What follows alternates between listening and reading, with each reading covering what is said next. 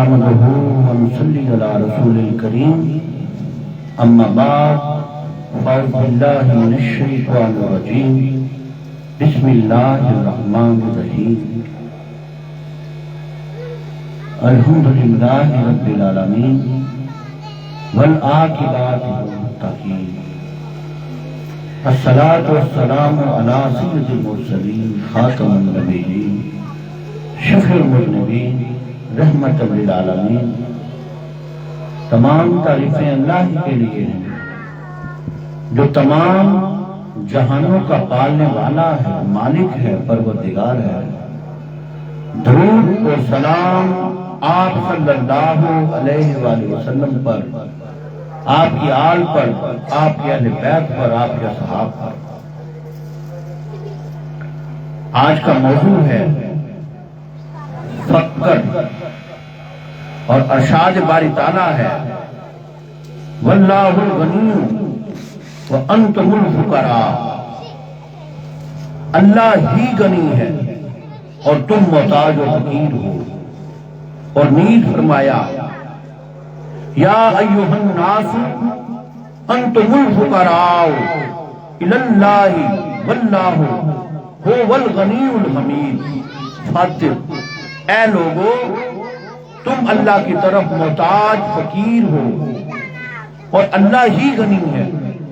اور تم محتاج و فقیر ہو۔ اور مزید ارشاد خداوندی ہے للفقراء الذین احصروا فی سبیل اللہ، ان فقراء کے لیے جو اللہ کی راہ میں محصور ہیں۔ اور حضور نبی کریم صلی اللہ علیہ وسلم نے ارشاد فرمایا الفقر فخری والفقر منی، مجھے فقر پر فخر ہے اور فقر مجھ سے ہے۔ اور حضور نبی کریم صلی اللہ رؤوف الرحیم صلی اللہ علیہ وآلہ وسلم کو اللہ تعالیٰ نے تمام جہانوں کے خزانوں کی کنجیاں عطا فرما دی اور ہر قسم کے اختیارات تو انعامات سے نوازا اور کونین کی ہر چیز کا مالک و مختار بنایا، مگر اس کے باوجود آپ نے فقر کو اختیار فرمایا۔ چنانچہ ارشاد فرمایا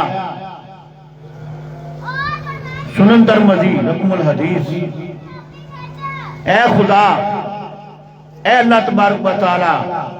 مجھے مسکینی میں زندہ رکھ اور مسکینی میں وفات دے اور مسکینوں کے ساتھ مجھے اٹھا۔ نیز آپ کا ارشاد ہے کہ روز قیامت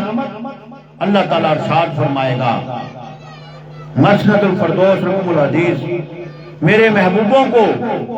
میرے قریب کرو۔ فرشتے عرض کریں گے کون تیرے محبوب ہیں؟ اللہ تعالیٰ فرمائے گا وہ مسکین و فقراء ہیں۔ رسول خدا صلی اللہ علیہ وسلم نے ارشاد فرمایا میری امت کے فقراء جنت میں دولت مندوں سے نصف یوم بشتر داخل ہوں گے، اور یہ نصف یوم 500 برس کا ہے۔ اور حضرت امام غزالی رحمۃ اللہ علیہ نے نقل کیا ہے کہ انبیاء علیہ السلام میں سے حضرت سلیمان علیہ السلام سب نبیوں سے بعد جنت میں داخل ہوں گے، کیونکہ وہ سب سے زیادہ مالدار تھے۔ اور صحابہ کرام رضوان اللہ علیہ اجمعین میں سے حضرت عبد الرحمن بن عوف رضی اللہ تعالیٰ عنہ سب سے بعد جنت میں داخل ہوں گے، کیونکہ وہ صحابہ میں سب سے زیادہ مالدار تھے۔ یہ تو ان مقدس ہستیوں کے بارے میں ہے جو اللہ تعالیٰ کے فرما بردار اور اس کے احکامات پر عمل کرنے والے اور اس کی راہ میں خرچ کرنے والے ہیں۔ تو جو لوگ مالدار ہونے کے ساتھ ساتھ اسے اللہ کی راہ میں خرچ نہیں کرتے یا ناجائز جگہوں پر خرچ کرتے ہیں، ان کا کیا حال ہوگا۔ اور مسجد نبوی شریف میں فقراء صحابہ کرام رضی اللہ تعالیٰ عنہ کی ایک جماعت رہتی تھی جو تمام کائنات سے کنارہ کش ہو کر اپنی روزی کے بارے میں اللہ تعالیٰ کی عطا پر بھروسہ اور توکل کیے ہوئے بیٹھ گئے تھے، اللہ تعالیٰ نے اپنے محبوب بے پاک حضرت محمد صلی اللہ علیہ وسلم کو ان کے ساتھ بیٹھنے اور ان کی دل جوئی کا حکم فرمایا، اور دور نہ کروا نہیں، جو اپنے رب کو پکارتے ہیں صبح اور شام، اس کی رضا چاہتے ہیں۔ ایک دفعہ کفار کے سردار حضور نبی کریم صلی اللہ علیہ وسلم کی خدمت میں حاضر ہوئے، دیکھا کہ آپ کے ارد گرد غربا اور مساکین کا ہجوم ہے، بولے کہ ہم کو ان فقراء مساکین کے ساتھ اٹھتے بیٹھتے شرم آتی ہے، اگر آپ انہیں اپنی مجلس شریف سے نکال دیں تو ہم آپ کی خدمت میں حاضر رہیں، ہم ہی نہیں بلکہ بہت خلقت ایمان قبول کرے گی۔ مگر حضور نبی کریم صلی اللہ علیہ وسلم نے قبول نہ فرمایا۔ اس سے معلوم ہوا کہ اللہ تعالیٰ کے نزدیک فقراء کا درجہ بہت زیادہ ہے۔ نیز اللہ تعالیٰ نے فرمایا اور تمہاری آنکھیں انہیں یعنی فقراء کو چھوڑ کر ان مالداروں پر نہ پڑے، کیا تم دنیا کی زندگی کا سنگار چاہو گے اور اس کا کہا نہ مانو جس کا دل ہم نے اپنی یاد سے غافل کر دیا اور وہ اپنی خواہش کے پیچھے چلا، اس کا کام حد سے گزر گیا۔ اور فرما دو ان کفار مالداروں کو حق تمہارے رب کی طرف سے ہے، جو چاہے ایمان لائے اور جو چاہے کفر کرے، بے شک ہم نے ظالموں کے لیے آگ تیار کر رکھی ہے۔ یعنی اس آیہ مبارکہ میں یہ فرمایا گیا ہے کہ آپ ان فقراء کو چھوڑ کر اگر ان مالداروں کی طرف متوجہ ہو گئے تو ان کے دلوں پر کیا گزرے گی؟ یہ تو صرف آپ کی زیارت کے مشتاق رہتے ہیں، اور ان مالداروں کو فرما دو کہ تمہاری وجہ سے ان فقراء کو دور نہیں کیا جائے گا، تم چاہے ایمان لاؤ یا نہ لاؤ، چونکہ تم کو غرباء کے ساتھ اٹھتے بیٹھتے شرم آتی ہے اور جنت فقراء کی جگہ ہے، لہذا تمہیں دوزخ میں رکھا جائے گا جہاں سردار ہوں گے۔ ان آیات مقدسہ کے نزول کے بعد حضور سید عالم صلی اللہ علیہ وسلم جس جگہ بھی ان فقراء میں سے کسی ایک کو ملاحظہ فرماتے تو آپ فرماتے میرے ماں باپ قربان، یہ وہ حضرات ہیں جن کے لیے اللہ تعالیٰ نے مجھے تاکید فرمائی۔ بس اللہ تعالیٰ نے فقیر کو بہت بڑا مرتبہ عطا فرمایا ہے اور فقراء کو خاص منزل و مرمت فرمائی ہے،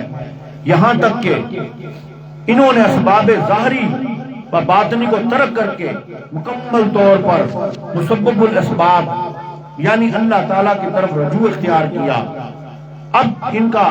فقران کے لیے باعث فخر بن گیا ہے، اور رسول اللہ صلی اللہ علیہ وآلہ وسلم نے ارشاد فرمایا الفقر عز لأہلہ، فقر صاحبان فقر کے لیے موجب عزت ہے۔ فقر کی عزت اس میں ہے کہ اپنے اعضاء کو ذلیل حرکتوں سے بچائے اور اپنے حال کو خلل سے محفوظ رکھے، نہ بدن معصیت تو لغزش میں پڑے اور نہ ہی اپنی جان پر آفت لا پائے۔ اس کی خاطر حالت نعمتوں میں مستغرق ہو اور اس کا باطن باطنی نعمتوں سے آراستہ ہو، تاکہ اس کا جسم روحانیت اور اس کا دل ربانی انوار کا منبع ہو، نہ خلق کا اس سے علاقہ ہو اور نہ آدمیت کی اس سے نسبت ہو، یہاں تک کہ وہ خلق سے علاقہ رکھنے اور آدمیت کی نسبت رکھنے سے بے نیاز و فقیر ہو، اور اس جہان کی ملکیت اور آخرت میں درجات کی خواہش سے دل کو تمنگر نہ کرے، اور یہ جاننے کہ دونوں جہان اس کے فقر کی ترازو کے پلے میں مچھر کے پر کے برابر بھی وزن نہیں رکھتے۔ جب فقیر کی یہ حالت ہوگی تو ان کا ایک سانس بھی دونوں جہانوں میں سما نہیں سکتا۔ اور اسی طرح حضرت ابو الحسن نوری فرماتے ہیں فقیر کی تعریف یہ ہے کہ نہ ہونے کے وقت خاموش رہے، جب ہو تو خرچ کرے۔ نیت فرمایا موجودگی کے وقت پریشان ہوتا ہے، یعنی نہ ہونے کی حالت میں خاموش رہتا اور راضی پر رضا رہتا ہے، اور موجود ہونے کی صورت میں پسند کرتا ہے کہ دوسرے پر خرچ کرے۔ اور اسی طرح حضرت شبلی رحمۃ اللہ علیہ فرماتے ہیں فقیر بلا کا سمندر ہے اور تمام بلائیں عزت ہیں۔ نیز فرمایا فقیر وہ ہے جو حق تعالیٰ کے سوا کسی کی پرواہ نہ کرے۔ اور مفروضات نظام الدین اولیاء میں ہے قیامت کے دن فقراء کو وہ درجے عطا ہوں گے کہ تمام خلقت اس بات کی آرزو کرے گی کہ کاش ہم دنیا میں فقیر ہوتے۔ اور فقیر کے بارے میں حضرت سلطان العارفین فرماتے ہیں واضح رہے کہ فقر دو قسم کا ہوتا ہے، ایک اختیاری، دوسرا اضطراری۔ فقر اختیاری الفقر فخری والفقر منی، اس کے دو مراتب ہیں، ایک خزانہ دل کا تصرف اور عنایت اور تمام دنیاوی خزانوں کا تصرف، اور دوسرا ہدایت معرفت اور قرب الہی۔ فقر اضطراری والا در بدر بھیک مانگتا پھرتا ہے، گدا گری کرتا ہے، لوگوں سے جھڑکے کھاتا ہے، ان کی طرح طرح کی باتیں سنتا ہے اور عنایت سے محروم رہتا ہے۔ اس میں دن بھر فقر کی شکایت کرتا پھرتا ہے، اور فقر اضطراری ہی فقر مکب ہے، جیسا کہ حضرت صلی اللہ علیہ وآلہ وسلم نے ارشاد فرمایا قالا نبی صلی اللہ علیہ وسلم نعوذ باللہ من فقر المکب، این منہ کے بل گرا دینے والے فقر سے اللہ کی پناہ مانگتا ہے۔ کوڑا تخت دنیا دا باہو، فقر سچی بادشاہی ہوں، راہ فقر دا پرے پر پرے، اوڑک کوئی نہ دسے ہو، اے دنا بت پرستی مت کوئی استے وسے ہو، موت فقیری جے سر آوے باہو، معلم سیوے تسے ہو۔ اور حضرت سلطان العارفین فرما رہے ہیں کہ فقیر ہونا کوئی آسان کام نہیں، فقر میں بہت بڑے بھید ہیں، اس کی کوئی انتہا نہیں۔ پھر فرمایا فقیری درویشی نہ گفتگو میں ہے اور نہ پڑھنے پڑھانے میں، اور نہ مسئلہ مسائل اور حقائق و قصہ خوانی میں ہے۔ یہی دنیا تو بت پرستی ہے، اس پر کوئی بھروسہ نہ کرے۔ اور فقیری معرفت جاننے اور گھر کے فی توحید ہو کر بے خودی حاصل کرنے، ہوائے نفس اور گناہ شیطانی سے باز آنے میں ہے۔ اور فقر کے مراتب سے وہی شخص واقف ہوتا ہے جو فقر تک پہنچا، اور جس نے فقر کی لذت چکھی ہو اور فقر اختیار کیا ہو اور سلطان العارفین کو اپنی آنکھوں سے دیکھ لیا ہو۔ اور فقر فے کاف رے، فے سے فنائے نفس، کاف سے قناعت، رے سے ریاضت، جہاں تائیں خودی کری خود نفسوں تائیں رب نہ پاویں ہوں، اور شرط فنا دی جانے نہیں تے نام فقیر رکھاویں ہوں، موئے باج نہ سن دی کلفی ایویں گل وچ پاویں ہوں، نام فقیر تر سوندا باہو، جت جیوندیاں مر جاویں ہوں۔ اے درویش، جب تک تو اپنے نفس میں انانیت ماں سوا اللہ پاتا ہے، تب تک عرفان ذات رب تعالیٰ کو نہ پائے گا۔ تو نے اپنے آپ کو فقیر کہلا کر یہ جو درویشانہ الفی گلے میں ڈال لی ہے، یہ الفی موتو قبل ان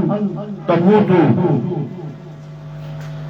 تو موت حاصل کیے بغیر زیب نہیں دیتی۔ اے باہو، فقر نام تو تب زیب دیتا ہے جب مقام سلوک میں فنائے نفس حاصل کر کے جیتے جی مر جائیں، اور جب خود کو اور اپنی جملہ خواہشات کو چھوڑ دیا تو مرنے سے پہلے مر جاؤ کا مقام آ جاتا ہے۔ اگر یہ مقام حاصل نہیں تو فقیر کہلانا غلط ہو گیا ہوگا، کیونکہ فقیر کا پہلا مرتبہ موتو قبل لا ان تموتو ہے، اور راہ فقر کے لیے ریاضت و عرفان تو مقصد اولا ہے۔ مرشد کامل سے نسبت پیدا کر کے سرمایہ معرفت جو اصل سرمایہ ہے وہ حاصل کرنا ہی افضل ہے، اور یہی فقر سچی بادشاہی ہے۔ دنیا کے تمام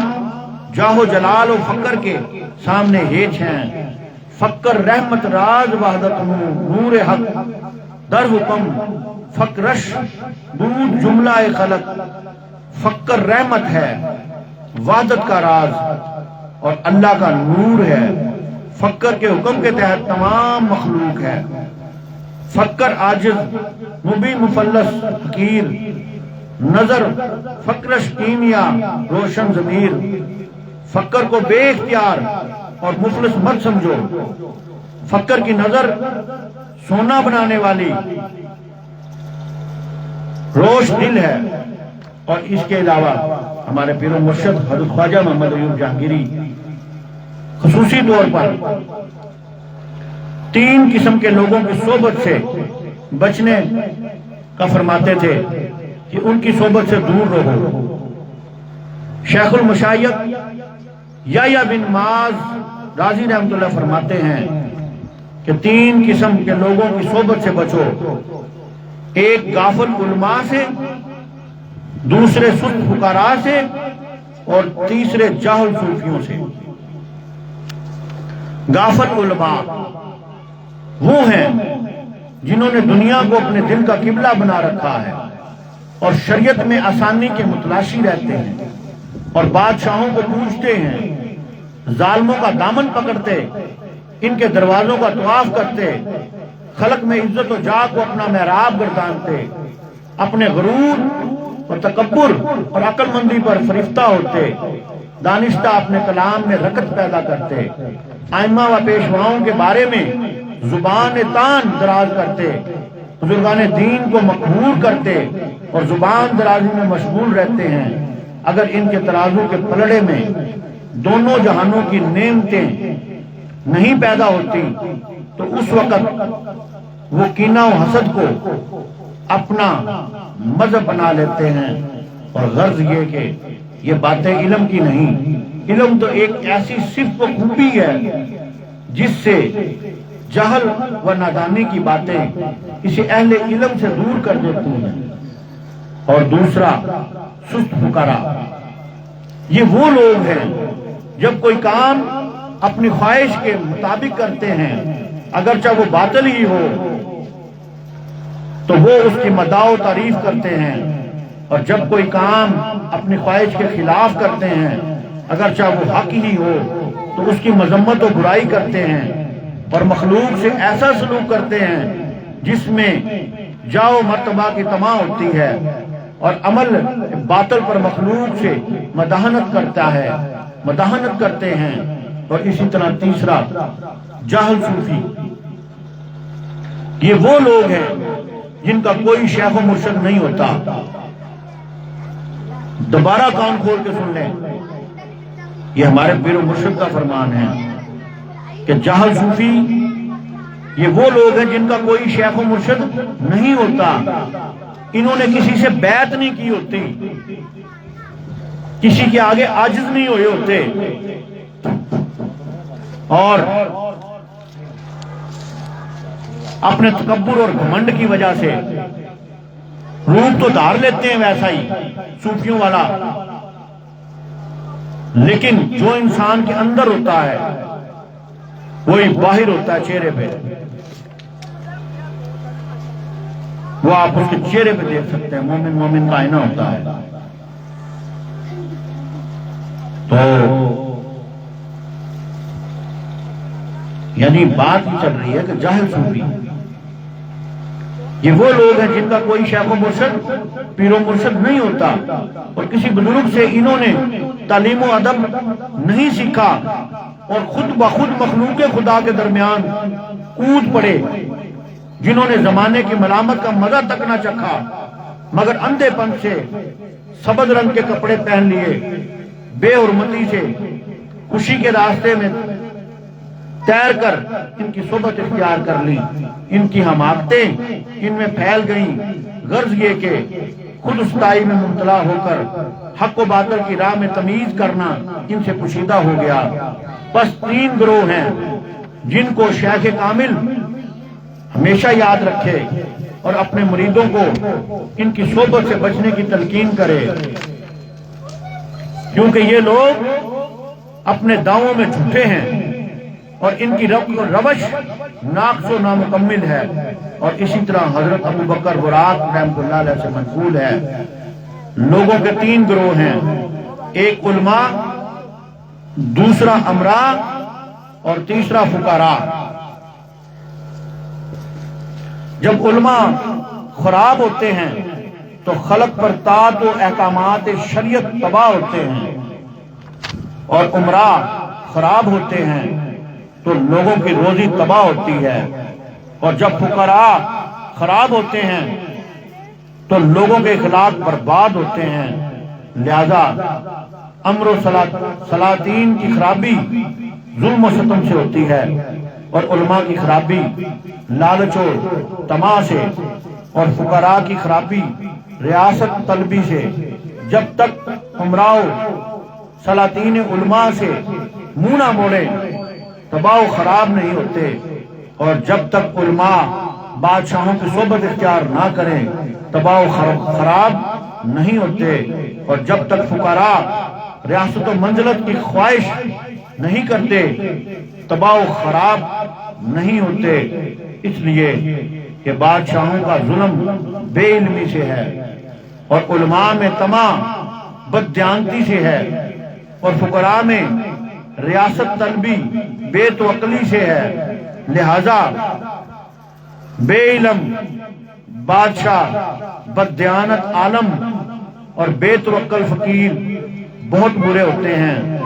لوگوں میں خرابیوں اور برائیوں کا ظہور انہی 3 گروہوں میں وابستہ ہے۔ تو یہ باتیں بڑی قابل غور ہیں، سمجھنے والی باتیں ہیں یہ،